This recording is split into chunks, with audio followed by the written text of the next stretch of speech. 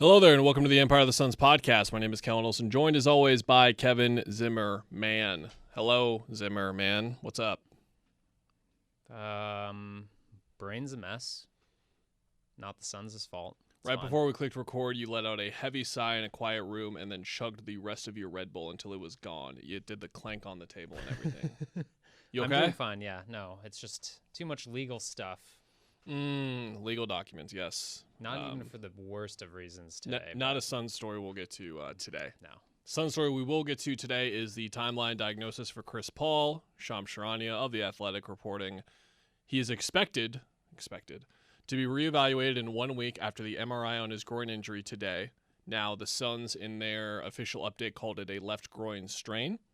To go back to Shams' reporting, Suns are preparing to be without Paul through games 3 and 5. Now, will they be without him for games 3 and 5? No, but they are preparing. Again, wordage, very not purposeful, but careful, because you can never be too sure. We never know 100% on these things, but more or less of what I expected. Now, the Suns came out and called him day-to-day, and they have not ruled him out yet for game 3. That will come Thursday afternoon when the injury report comes out. But more or less kind of what I expected. I think this is some of the best case scenarios that I could have thought of for his timeline. What about you? Yeah. I mean, it looked bad. You never know with those things, and it still could be, multiple weeks, which might not even matter if you don't get past this series and recover, obviously, but I think we move forward. I was like, my first reaction in the last few days was like, okay, I feel bad for him, and I feel bad for Suns fans who had, and probably still have, big expectations for this team. We can get into his career stuff when it's time, but down 0-2, we talked about there were positives coming out of game 2. Mm-hmm. Even when he wasn't on the court, and there are reasons to say, okay, let's stick to basketball. Let's see what the Suns do, and that's where we go now. What do you think is the biggest direction of this team right now? We can start with the starting lineup if you want, but if you want to talk about that's what everyone wants to talk about. I think before we start, would you have guessed, Kevin, that over these games in the playoffs, Chris Paul, best net rating on the team, 7.9 in his 250 minutes, and the worst off-court rating, Chris Paul, they get outscored by 17.9 points per 100 possessions when he is out for those 86 minutes. You think about the pockets where he is sitting, it is mostly in those back half of the first and third quarters. That's where the Suns have really struggled. That a lot of that, of course, can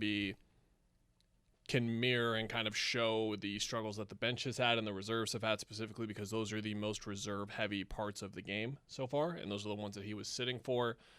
But yeah, the starting thing, I think you could go a million different directions. I don't think that there's a clear and concise answer. I'm going to have 2 stories go up today, one of them on how something we'll talk about later, which I think pressure is totally on Denver now, and we don't know how they respond to this, because you can say they made the Western Conference Finals in the bubble, but they were not going into that series, and no one treated them in that series like a team that could, 1, win that series, or 2, win that series and then win another one. I think they're looked at the team right now, especially with Milwaukee out, especially with Boston losing game 1 and looking like Philly could really give them a run for their money right now, that I wouldn't call them the favorites for the title right now, but they are absolutely in the discussion now.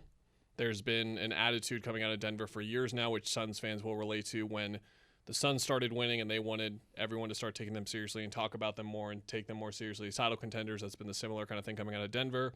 We're starting to hear it and see it now a whole lot. You just look at TNT post-game, and if that's not the source you would take the most seriously, I get it, but at the same time, that is the most watched and viewed and talked about NBA show on the planet, podcast or TV, whatever you want to call it. Chuck, all those guys giving huge respect to Denver as a team. It wasn't just a Jokic love fest or a Murray love fest. They were talking about the team as a whole. We'll get to that in a minute, though. The starting part. Should we start with, who do you think, if we had to bet on it, Monty starts? Because this is complicated too. Because are we assuming Okogie stays in? Yeah. Yeah, I think he does, especially how they did on Jamal. But the twist in it is campaign. is he ramped up? I don't know what he's said about Yeah, that. he's ramped up. It's been a while now. He hasn't had And 5-on-5 practices or whatever, but I mean, and he's at a also point had now. this long break. Yeah, it's been like So- 2-3 weeks at this point. That's the obvious like easy choice, but Let's eliminate names. okay. Ish, No. TJ Warren, No.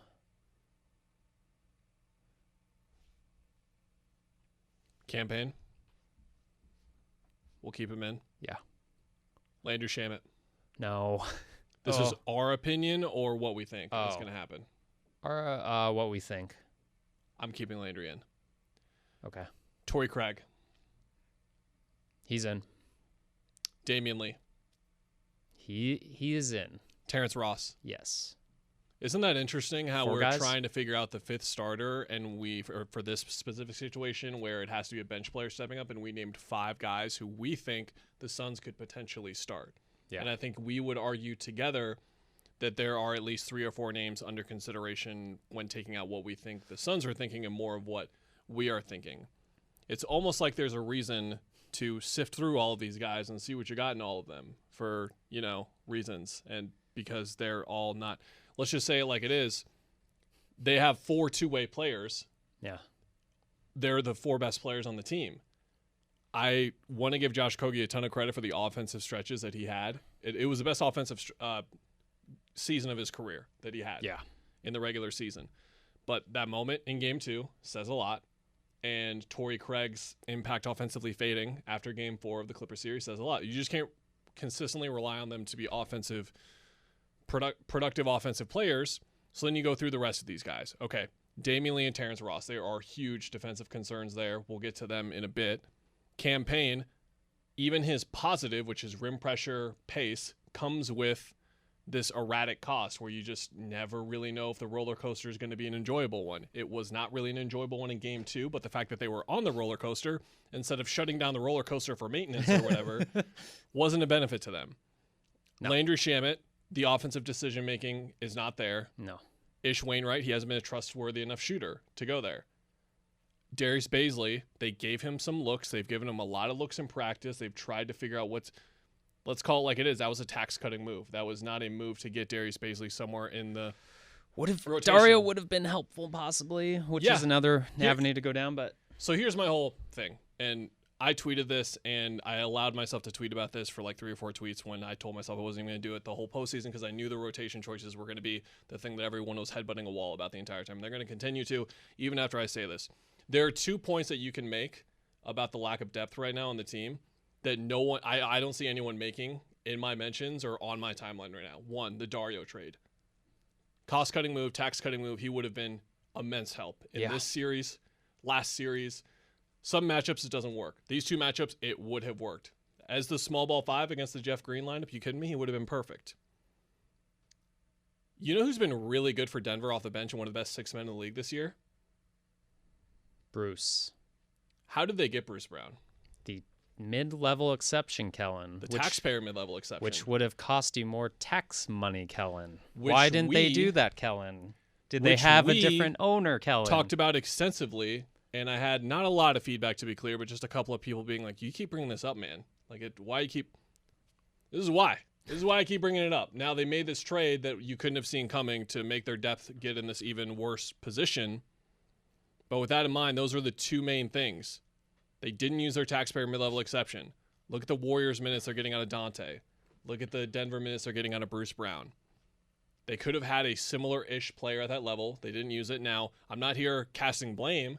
I'm just providing reasons why. I'm not going to sit here and talk about the change in ownership or whatever, but that's just the reason why. And then, because one of those things was before the change and one was after. correct.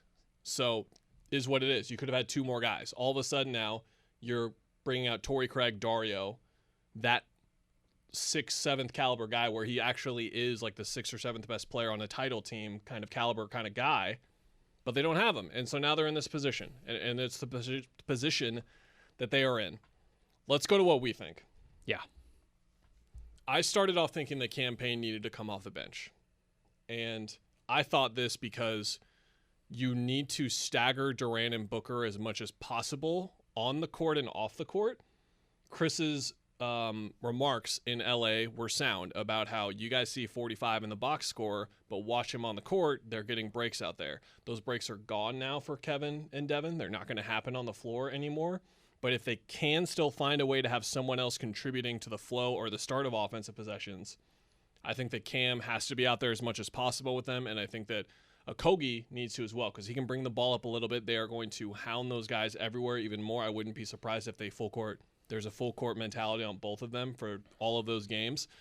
And I thought you needed that kind of off the bench to stagger it a bit, but you might just need it starting the game. Here's a problem with starting it with the game. How does Denver adjust to campaign being in the game? They do not. They play a drop again. Yeah.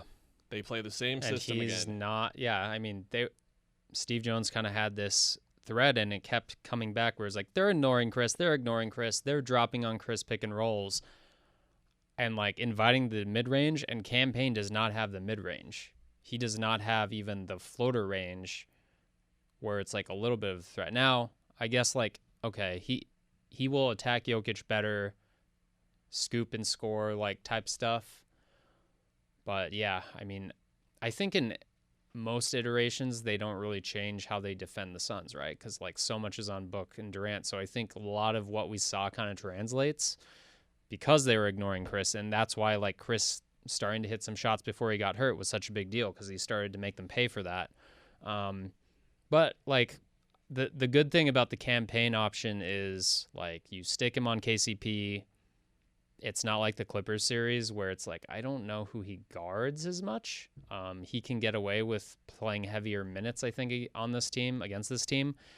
So that's positive. I think there's something to be said for keeping him with the bench. Again, it's also a matter of his rhythm was not there, even if he is ramped up his wind and legs and all that stuff.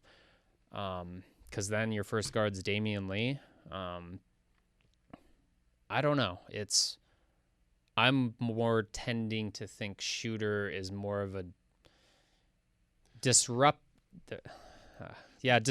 move for them to throw the Nuggets off for at least a game and be like, oh, this is a very different look. Because if you have campaign in there, I don't think it really challenges Denver's game plan as much as it would if you just make point Book to start.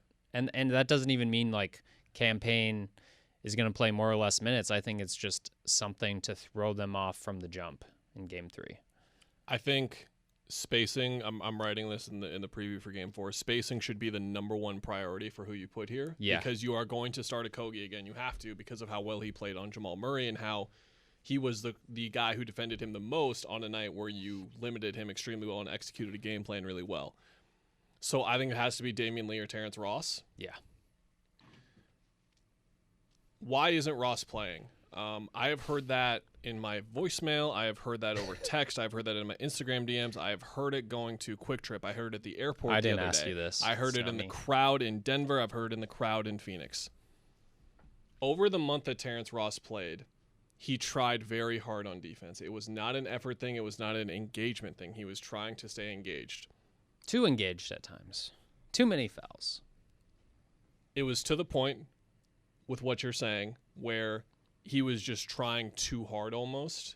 And the way that I wrote it basically is cohesive rotations, which goes to what you're saying.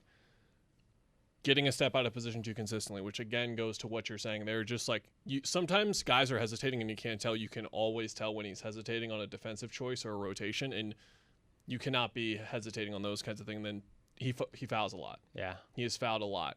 And you wrote it, and you presented both sides of the coin. You can hide him on KCP, but you also brought up, and what I'm going to bring up in mine, which is they are going to relentlessly hunt him when he's on the floor, relentlessly. And I say when he is, because he is going to get run at some point in this series. Now, how much is he going to get? Is it just going to be like we saw at the start of the playoffs when Monty had him out there for 4 minutes, and it was the Shaq Diallo thing, where 3 years ago, Monty gave Shaq Diallo a chance, saw the way he was moving around the floor, saw how he just couldn't be in the right spot at the right time. I was like, no. And then Eject, yeah. Diallo pretty much never played the rest of that season. That's what he did. Those 4 minutes, Ross probably did like 2 or 3 things wrong that they emphasized and that he knows and that he just screwed up on anyway because he's trying really, really hard. He's a sound veteran who understands all this stuff. but it just doesn't click for him defensively in the same way that I would compare it to Shamit's offense, obviously, where you can tell the mind is just ahead of his body. Yeah. And whenever you can spot that in the second round of the playoffs, it's a bad thing. And Denver is going to – it's going to be too easy for Denver to expose him because KCP is going to come set a screen, he's going to get switched off, and then Murray's going to go to work. And someone – I can't remember who on Twitter said this, but – DA's backline coverage on those ball screens was better in game 2 than it was in game 1, but it still hasn't been at the level it needs to be. So if you're putting a poor defender at the top of it and you have questions about the backline as well, you're in a really compromising position. So I don't think that he can start. I think he should play, to be clear, but I don't think he can start. If they do start him, I get it and I understand. I'm not going to be saying like this is a horrible decision. It's just like I not the one that I think should have been the one, and I think it should be Damian Lee. I thought that he played really well in game 2. Yeah. The shooter did not make shots, I understand, but he is in a similar camp of Ross, but he's in the right spot every time, and you don't see him hesitating, but they just pick on him a lot. Teams pick on him a lot, and I haven't gone back and watched it yet. I plan to at some point here before the game. But I don't know how much they were targeting him per se, but whenever he was involved and had to make rotations, I noticed him, and I noticed him doing it correctly. Yeah. I mean, it's a trade-off, right? It's, okay, I think Terrence Ross, you get a couple more shots up in even limited minutes. The floor spacing is going to be there. And he's an actual scorer. And you can put him in Booker actions, and he can do that. Right. And even if it's a kick and they do close out, suddenly he can, take a couple dribbles, pull up. Whereas Lee is more spot shooter, but you do get the much better. I'm sure Monty will not be having as much of a heart attack on the defensive side, and that's where it's like I probably should have mentioned him more than just putting his name in the thing I wrote because of that, because it's the same idea, right? Like you still screw up their spacing, and that's my whole thing is you have to make them change their defense from the first 2 games and think about how they're going to help or if they should help on Booker Durant stuff. But yeah, I think they need to make an aggressive change to get a shooter in the starting lineup is what I'm saying. And like Campaign, in theory, should help the spacing along with the And he shifts the pace, he ups the pace, but Yeah. it's just they're going to trap or play just aggressive help off of Durant and Booker even more so than they were before. And so it's going to be in one of those positions where it's like last game, like people are like, why is Campaign shooting so much? Because the other guys are getting trapped off the ball and someone has to do it and he's going to do it. It's like when there are going to be moments in the first and at the end of the first third quarter where people are tweeting out the lineups and they're like, what is this on the floor right now? It's like, this is their bench, dude. where have you been for the past 7 months? That this is a good point. Team that they have. Who are these players on this team? Yeah, like it's gonna be like Payne, Booker, Ross, Warren, and Landale, and people are like, "Oh, bro, This has never played. Can you believe this? They've never played this lineup. Yes, that's what happens. Because they have to. Sorry, I was not in a good mental space. Yeah, me and you have both reached and I think a lot of other people have to reach their wits' end when it comes to the Monty criticism on rotation specifically, and I feel like I have to keep saying something because there are reasons to criticize him, which we is have what done. I'll get to close out the last 5. They cannot make a safe choice here. They cannot just put Torrey and Josh in there, or Landry and Josh, or Torrey and TJ, or something like that. And by the way, we brushed by TJ. David hit on this, our Australian correspondent. Yes, he probably has a better chance of hanging around on defense, and then offensively he can help.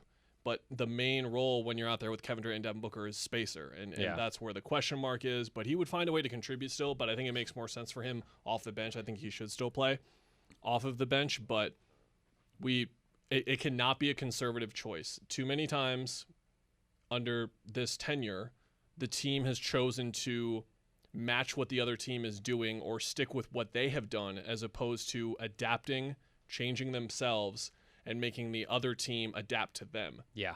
Because, look, if you put Terrence Ross in the corner, are they going to just stay on him in the corner the entire time? No, they're going to make him shoot the shot over and over again still like anyone else. But it's something for them to at least think about. Like, there are moments I found looking back at those Clippers games where Damian Lee played well that I pointed out. Like, Bones Highland is recovering back to him because Bones Highland's one dash on the Lee scouting report is shooter.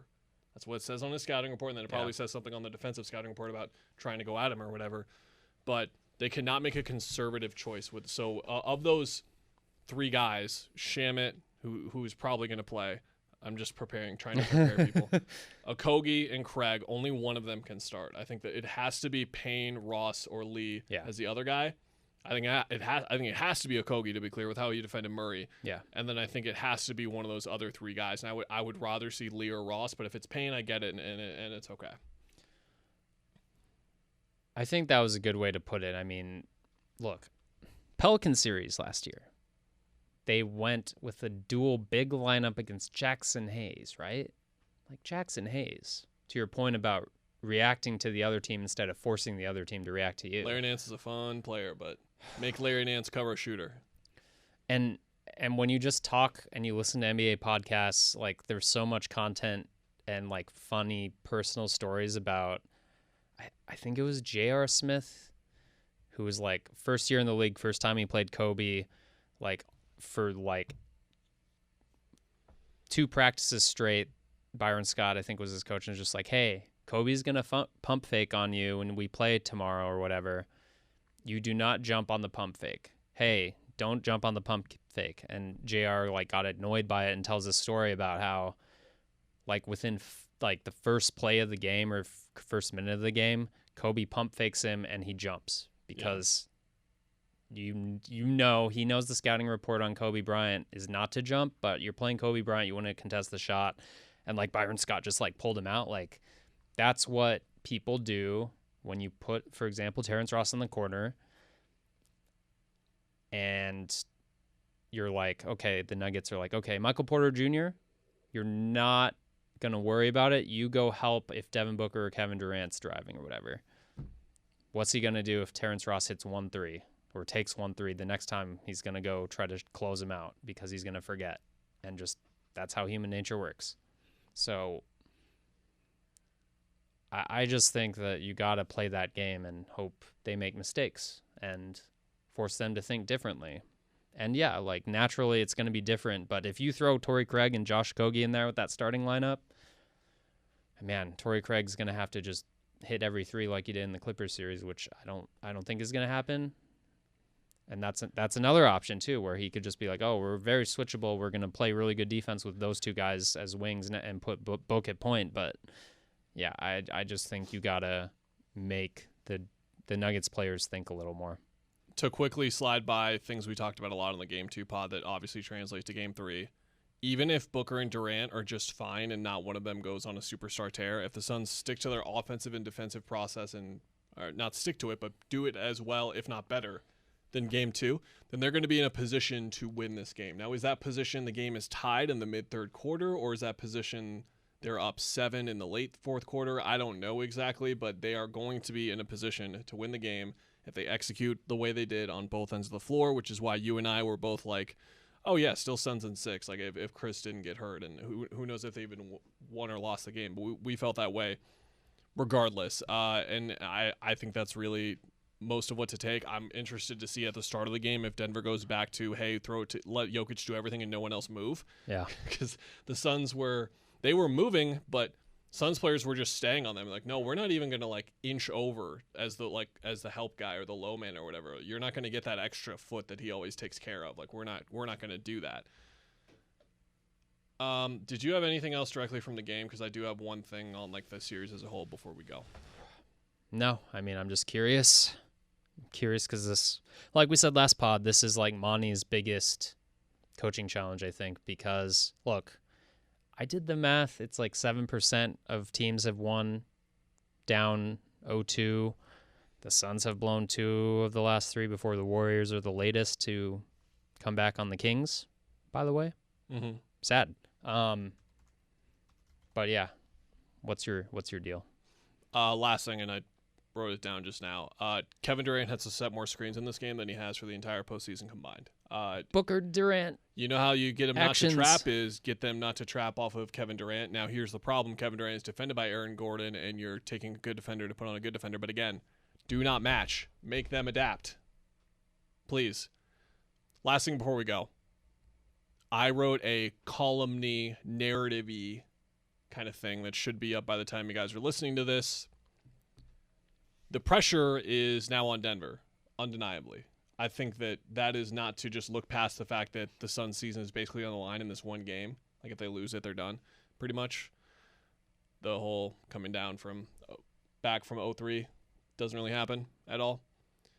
Denver has been in this position looking for, not, I don't want to say themselves, but the mentality and like the attitude that I get from like that kind of area specifically is they've been on the search for respect and attention and being taken seriously, like I said. And they've got it. FanDuel has them minus 490 to win the series now. They were already like minus 250 or 280 after game 2, I checked. But then once the Chris timeline came out, it's like, yeah, they are certifiable. The Suns more so are the underdogs. And remember, we were seeing quotes coming out of Denver leading up to game 1 where Jokic was like, what do you do against pick and roll, pray. And then there was just a couple of like, we're playing the team that's supposed to come out of the West, like treating themselves almost like the underdogs. And it's like, you guys don't get to do that anymore. You guys are the favorites now, and they've never been in this position before in this Jokic era where they are certifiably, like I said, either a title favorite or one of the title favorites. They kind of were coming into this, but you can say that going into the playoffs, but now you see the path. It's like you're up 2-0, they're down Chris Paul, win one of these games, and then just win one of 2 at home. Did you watch game 1 of game 5? Did you watch game 1 of the other series, and then suddenly it's oh, now it's real? Because like I do think that team has been. I'd pick them to go to the finals, and look at the East. That's a mess too. So like the path is there for whoever gets out of this series, and obviously it's easier for them too. And I get that Phoenix and the Suns specifically can get down on themselves in this kind of situation. Booker's comments after the game spoke to it. I asked him today more about just like why he felt the need to, when he feels the need to step up and say something, how he approaches it and stuff. But he knew in that moment, before Monty even comes in the room, someone's got to say something here because like this is not over as much as it feels like it's over. And then so he stepped up and said something like, I just love this. And he just had that really positive attitude about the situation that they were in. And wouldn't you know it, 11 years ago, Kevin, the other Kevin, Mr. Durant, was down 0-2 coming back to his place. In the Western Conference Finals against the San Antonio Spurs, he went on to average in those 4 games 30 points, 8 rebounds, 6 assists, a steal, a block, 3 turnovers, shot 55% from the field. In Game 4 with 6:53 left, the Thunder were up 4. They had won Game 3, so they were down 2-1. Up 4, 6:53 left, San Antonio made a little bit of a run. Kevin Durant scored 14 points in 4 minutes, all of OKC's points, and then the game was over. That was it. He's been in this spot before. He knows what to do. There is no... It was his opening presser where I don't know if he was exactly asked about pressure, but it was that response where he's like, I'm one of the best to ever do this. Like, so, like, pressure to me, not really a thing for that guy. And Denver has never experienced this kind of thing before. Now, I know Durant has to be better. We talked about that a lot last episode. We haven't really focused on it at all. We talked about it a lot already, and we know it's a key coming in. But when you just look at the pressure and the way that the momentum of the series is shifting and the fact that Denver was 19-22 on the road last year, and what we should see, I will say, Suns fans, for your betterment, if you're coming to the game, I know you're going to be anxious. I know there's going to be a sense of dread. You should probably be very, very loud because if this team gets off to a good start and you start to see Denver on the ropes a bit, that's where you can kind of look in and say, okay, let's see what you got. You're down 8 through a quarter. This place is going nuts. It's shaking right now. Durant just had 15 in the first quarter. Like, okay, here you go. Like, can you close out the series right here in these next 3 quarters? Or are you going to have this, because I think that's, to close, that's where we're at right now. I think everyone kind of feels like they agree that this series is not over, but we feel like it's over. Yeah. But if Phoenix wins game 3, all of us are going to be like, yeah, oh yeah. Because this is going 6 or 7, yeah. If Denver wins game 4, Phoenix wins game 3, Denver wins game 4, there's that one in Denver. And if Phoenix is that one in Denver, maybe Chris Paul's back for game 6, and then again, they're back at home. And then I know it's winning 2 games in Denver, and that's like the proposition against a stellar home team. Don't get me wrong. I'm going to give them their credit there. But game 7s, it's like everything goes out the window. Everything. I hope we have a long series because it's fun. to watch My basketball. flight was scheduled already, so they seem to, my boss at least seems to think that we're going at least 5. We'll see after Game 3. I think Game 3 is really the telling one, and it should be noted, different circumstances for sure, but Denver was up 3-0 against Minnesota and then just laid a dud in the 4th game. And then I think it was either Game 2 or Game 3. I think it was Game 2 where they were looking really good through 6 quarters, and then that defense from the 7-10 fart of the end of the regular season showed up briefly. Not briefly, but for like 9 minutes in the 3rd quarter. They were dreadful. They won that game anyway, but they had little moments in the first round with this kind of thing too where you can sense an opening, and we talk about this a lot. It's really easy to say, like, this is not a trap game, all that kind of stuff, right? And I'm not comparing this to a trap game, but it's really easy for them to take this just as seriously because Chris Paul's out, but they got to do it. And I just don't know. That's what I'm saying. I'm not saying I think Denver's going to fold and they're going to prove that they were frauds, but I just want to see it. I just want to see it. How's everything going? Any other legal issues going on? Probably when I walk back to my desk. Okay. We'll be back after Game 3 live from the arena. Oh, yeah. Back at it. I did not have an oh yeah realization.